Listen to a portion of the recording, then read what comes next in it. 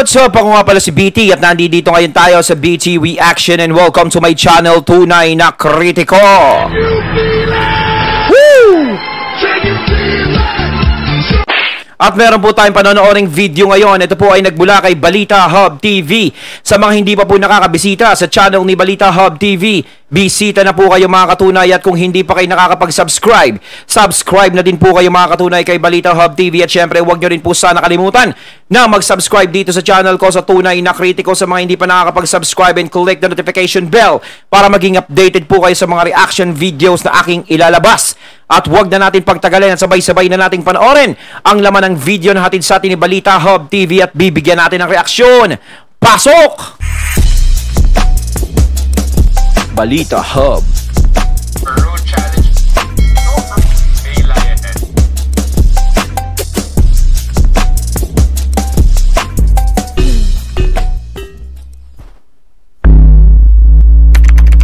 O yan, syempre suki tayo nito ni Sir Jake. Alright, what's up sa inyo mga kababayan? Alright!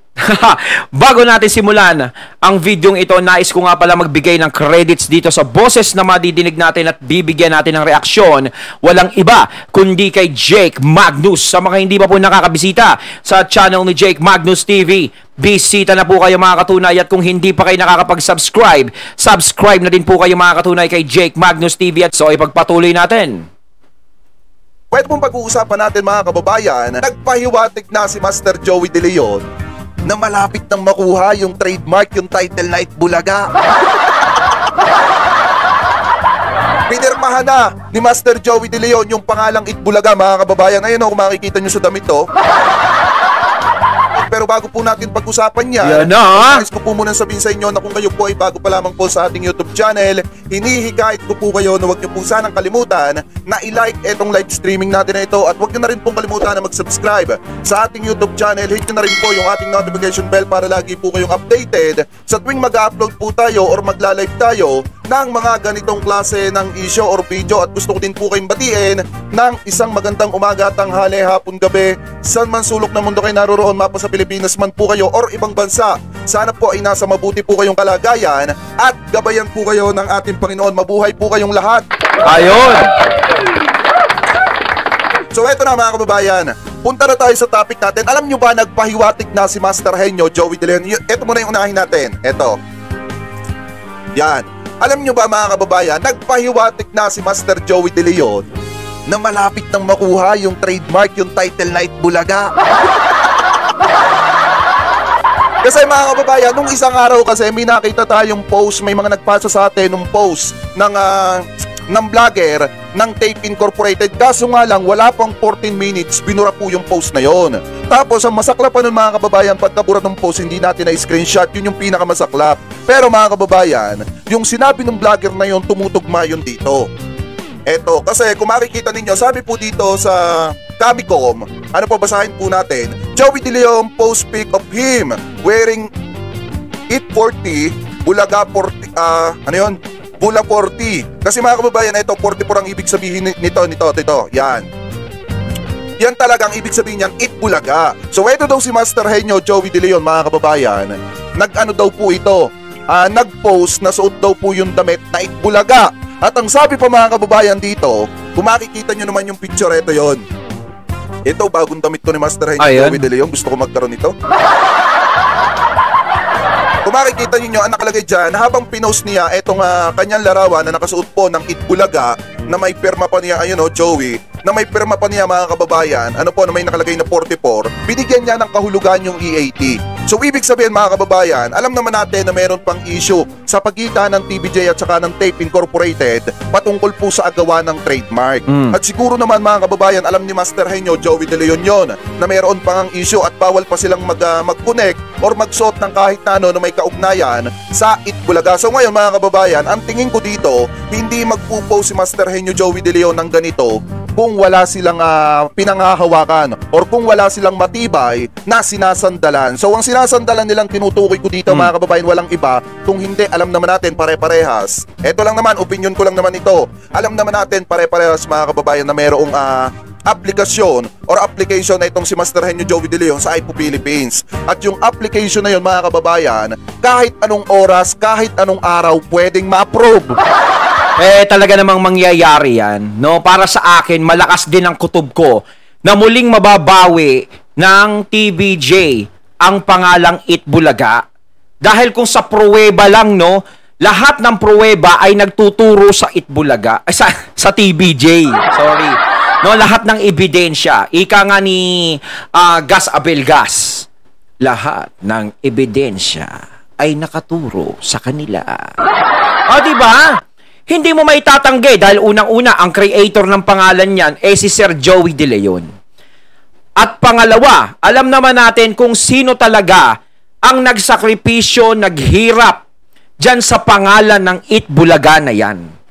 Lalong-lalo na, kaya nakilala yan. At pangatlo, no, talagang ipinasok ni Sir Joey yan for entertainment yung pangalang Itbulaga na yan. Yung kabila kasi is pinasok lang nila yan, no, inano lang nila, in-apply lang nila for merchandise, di ba? So, syempre, pag for entertainment, mas magagamit ng TVJ yung pangalan ng Itbulaga. Dahil lahat ng ebidensya nakaturo na sa kanila eh. O, saan pa? Kumbaga, iniipit na lang sila. Nangyayari, parang iniinis na lang ang TVJ sa lagay na yan eh. No? Kaya ang mangyayari nito, no, kitang-kita na natin kung sino talaga ang magtatagumpay dyan. No, pinapaikot-ikot lang yung proseso dyan. Pinapatagal lang yan. Wala naman tayong magagawa kung gusto nilang inisin talaga yung mga tao, yung mga nandun sa kabila, kaya ayaw nilang ibigay. Dapat na sinusuko na nila yan eh. Paulit, para tayo nagmamakaawa sa kanila na sinasabi, suko nyo na yung pangalan na yan. Ayaw talaga nila, no? Pinapahirapan na lang dyan yung TVJ. Pero alam nyo ba, hindi TVJ ang nagsasuffer dyan. Paano magsasuffer kung siguro meron silang pahirapan natin yung TVJ, ganto, ganyan, ganyan, o hindi natin ibigay yung pangalan dahil yan ang hinahabol. Hindi. Kita naman natin yung success ng EAT kahit hindi nila ginagamit yung Itbulaga eh. Diba? Kumbaga, pag kinuha na nila yung Itbulaga at mapunta sa kanila yan, malaking tulong yan. Hindi sa kanila, kundi sa pangalang Itbulaga dahil muli nilang maibabangon ang pangalang Itbulaga na tinangkilik ng mga tao. Hindi katulad nung application ng Tape Incorporated na walang kasiguraduhan dahil nga unang-una na iparegister nila yung Itbulaga for merchandising kaya for entertainment, mga kababayan, magkakaroon talaga ng conflict. Hindi katulad itong kay Master Henyo Joey De Leon na yung pinaparegister niyang trademark na Itbulaga talagang for entertainment, mga kababayan. So kahit anong oras, kahit anong araw, kahit anong panahon o buwan, pwedeng ma-approve yan. Oo. At siguro, mga kababayan, napakaaga naman kung sasabihin ko na mag-celebrate tayo dahil hindi pa naman talaga official na sinasabi ng Tito Vic and Joey na naibalik na o nakuha na nila yung trademark na Itbulaga. Pero base sa kanilang mga ipinapahiwatig ngayon, malaki ang posibilidad na sa mga susunod na araw, talagang mai-announce na nila or i-announce na nila, mga kababayan, or ilabas nila yung naging desisyon ng iPo Philippines kung meron na.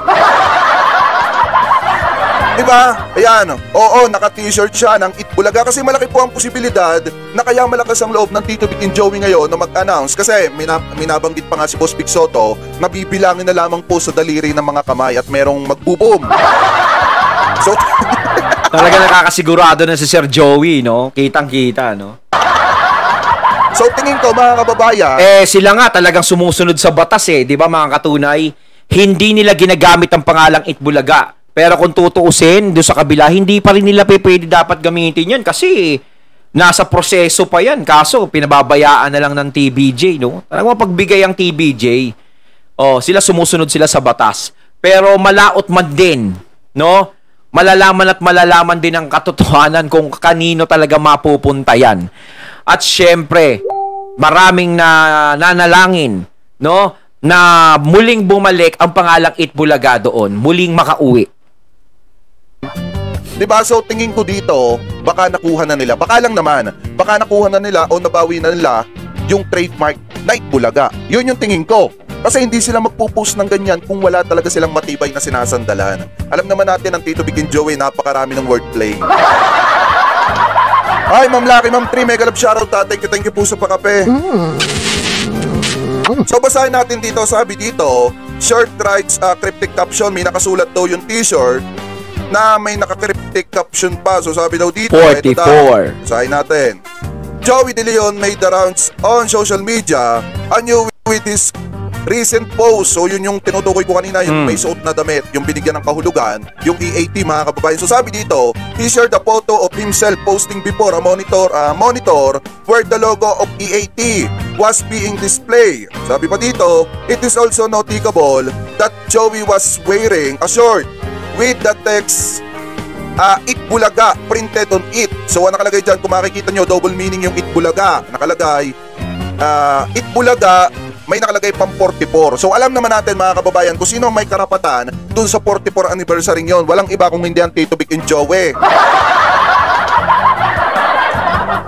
Dahil gaya nga mga kababayan, nung sinabi ni Buboy dun sa matatalakay natin mamaya, sila yung bagong Itbulaga. Sila yung bagong Itbulaga. So anyway, pagpatuloy pa natin, sabi pa dito, the veteran comedian published the photo along with the cryptic caption. Yun po yung sinasabi ko, yung binigyan niya ng kahulugan, yung EAT. So sabi dito, veteran comedian Joey De Leon latest post on Instagram, stretch buzz and dito. Nasaan yung meaning niya? Ito. Ito yung mga kababayan. So sabi niya dito, eto, i-highlights ko lang. Along with the snapshot, Joey paid a cryptic caption about initial EAT and trolls. Eto daw yon, EAT. Eto ang trolls. Trolls Television Real Original Legit Lunchtime Show. The comedian and television host wrote. Yan yung sabi niya mga kababayan. So ang ibig sabihin pala ni Master Joey De Leon dun sa EAT, yung eto ang trolls ay television real. Yun yung totoo. Original, legit lunch show. So alam naman natin, simulat sa poll. Sabi ko nga po sa inyo, kahit anong gawin, kahit anong sabihin sa Tito Vic and Joey, sila talaga yung nangunguna. Kasi unang-una, sila talaga yung nauna sa era ng noontime show.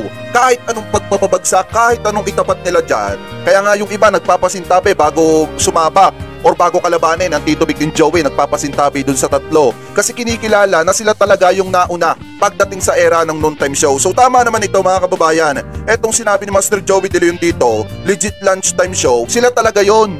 Hindi ang It's Showtime, hindi ang Tape Bulaga, kung hindi sila talaga yon.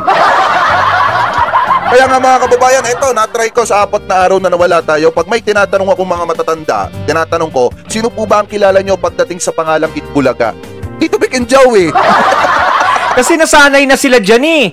Mantakin mo ilang dekada kasama ng mga taong Itbulaga. Kahit sabihin mo may pumalit na dyan, no, bago na yung host, ang touring pa rin dyan na kilala ng mga tao is TBJ pa rin. No, lalong-lalo na kung may mga segment na pumupunta sa mga bahay-bahay doon sa kalsada. Siyempre, TVJ pa rin yan. Bossing. Yung pa rin ang, diba? Hindi agad-agad matatanggal sa mga tao yan. Nakatatak na yan. Ika nga, isang mantsa, diba? Tanggalin mo ng tanggalin. Wala. Ang hirap tanggalin nyo kapag kinusot-kusot mo lang. Kailangan lagyan mo pa ng Sonrox. Kaya nga lagyan mo ng Sonrox, hindi matatanggal eh. Nakamantsa na yan. Ilang dekada na nandiyadyaan yan. Kahit sabihin mong bago na yung mga mukha niyan, eto na yung mga bagong host ng Itbulaga. Sinasabi nila, eto na yung mga kami na ang bagong Itbulaga. Hindi kayo yung bagong Itbulaga. Dahil wala pang bagong Itbulaga. Kung merong magtatalaga ng bagong Itbulaga, is yung TBJ yun eh. No? Kumbaga kayo yung siguro nag-host, yung mga, kami yung mga bagong host dito. Pero hindi po kayo yung bagong Itbulaga. At saka kung gusto nyo talaga na ma-recognize sila sa sarili nila talaga, is magpalit sila ng pangalan. Pero kung hanggat dinadala nila yung pangalan ng Itbulaga, is hindi mawawala yung TBJ dyan. Kahit anong mangyari. Kahit nga minsan naka-script na yung mga babatiin, may madudulas at madudulas pa rin dyan. May nakausap pa nga ako one time na lolo, sabi ng lolo sa akin mga kababayan. Ano po sabi ng matandang nakausap ko? Ang nakita daw niya dati dun sa Itbulaga mga kababayan, hindi pa daw yun, wala pa daw studio, wala pa daw ano, para lang daw nasa entablado na parang gumagawa ng ano, alam niyo yung gumagawa ng stage play, parang naglalaro lang daw ng stage play. Yun daw yung naabutan niya na talagang nandun daw, Tito Vic and Joey daw talaga, hindi daw yung mga yan, yung mga bago. Kaya nga kung makikita ninyo yung sinabi ni Buboy na bagong Itbulaga po kami, talagang bago naman talaga sila. Baka para saan bagong host lang eh. So yan mga kababayan, ito yun. Punta tayo sa Instagram ni Boss Joey De Leon, ni Master Henyo. Yan, ito yun, sabi dito ni Master Joey De Leon. Ito, Instagram niya to, mga kababayan, nandito tayo ngayon. So sabi niya dito, kung makikita nyo naman, EAT, etong Trolls, Television Real Original Legit Lunch Show. Yan yung sabi niya, mga kababayan.